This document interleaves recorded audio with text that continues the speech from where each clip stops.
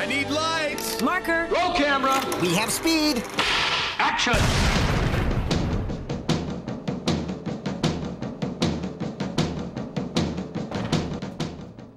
Man is not an animal. We are not a part of the animal kingdom. We sit far above that crowd, You must understand. perched as spirits, not beasts. I have unlocked and discovered a secret to living in these bodies that That's we Joaquin hold. Phoenix as Freddie Quill, a wayward drifter and veteran of World War II who just can't hold down a job and really has no purpose or direction in life because of his emotional issues and anger issues, having seen too much and done too much in World War II, and really has no direction at all until he bumps into really, Lancaster Dodd, played by Phillip Seymour Hoffman, who he himself, as you just saw in the clip, said he's a philosopher, a writer, a doctor, but first and foremost a human being in a new drama, The Master. Now another thing Mr. Dodd seems to be a leader of a small group but growing followers to a new, shall we say, spiritual belief and a new way of thinking, a new, shall we say, religion maybe, or theology of life. And he wants Freddie to be one of his right-hand men as he goes around trying to recruit people, finish his book, and spread his word of what he believes life, love, faith is all about.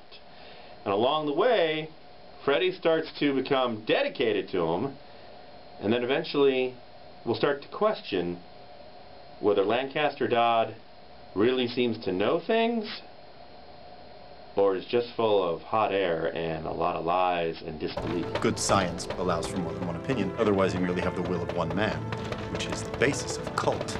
The only way to defend ourselves is to attack. Calm down! No! It'll be okay! Please don't hurt And him! he's dangerous, and he will be our undoing if we continue to have him here. He's making all this up as it goes along. If you leave here, I don't ever want to see him again. Written and directed by Paul Thomas Anderson, the man who brought us There Will Be Blood.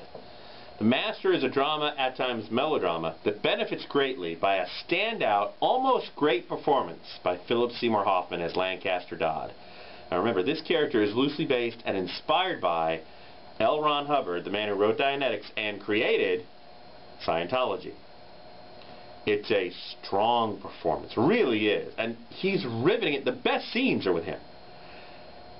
Also memorable, gives a solid performance, is Amy Adams as his devoted, loving, loyal wife, Peggy, who's just as dedicated to his beliefs, if that's what they really are, in the film. But she really takes a back seat to Joaquin Phoenix, and at times so does Phillip Seymour Hoffman, and that's part of the problem with the film. Because Joaquin Phoenix's character, Freddie, is really just there to bring us into this world. We're supposed to see it partly through his eyes, but he's a very definite character. He's torn from the war, he's sex-obsessed, he's got anger issues a mile long. He rages at the drop of a hat, at times to defend Dodd when he's being attacked by people who call his followers and himself a cult. But he's really nothing more than what I would describe as his character as a mongrel dog who gets some scraps from Dodd and then becomes dedicated to him, but really isn't something that you'd want to be around. He's not interesting. There's no depth there. So when his character starts to go through questioning Dodd, and it's only when it's basically asked right in his face by some other member, like, you know, he's really just, you know, inventing this stuff. It's not real. It's not intriguing. It's not interesting. What would have been intriguing, what would have been interesting in the film, is to take us behind the curtain and let us see what inspires Dodd. Why is he doing what he's doing? Does he really believe in it?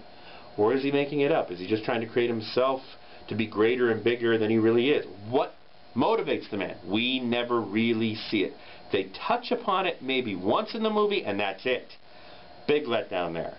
Another big problem with the film is the pacing. Did I mention this was directed and written by the man who brought us There Will Be Blood? Yeah, it shows.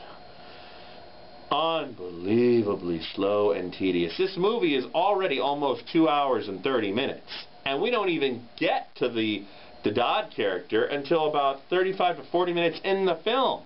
The rest of the time, we're just lost and wayward with Joaquin Phoenix's character. Snorefest.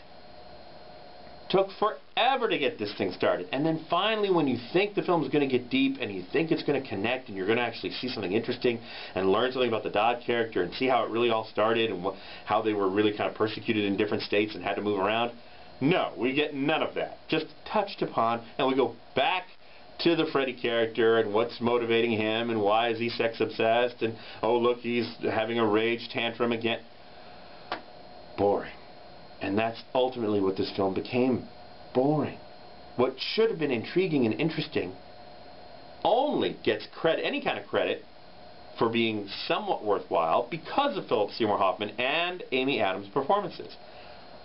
I wish their performances were in a better movie, because it's not that good. And that's why I'm only going to give it a popcorn and a half. I was looking forward to this one. I thought this would be intriguing and interesting, and I got a glossy, surface taste of what should have been an intriguing portrait of a man who created either, whether you believe it's a science, a cult, or a religion.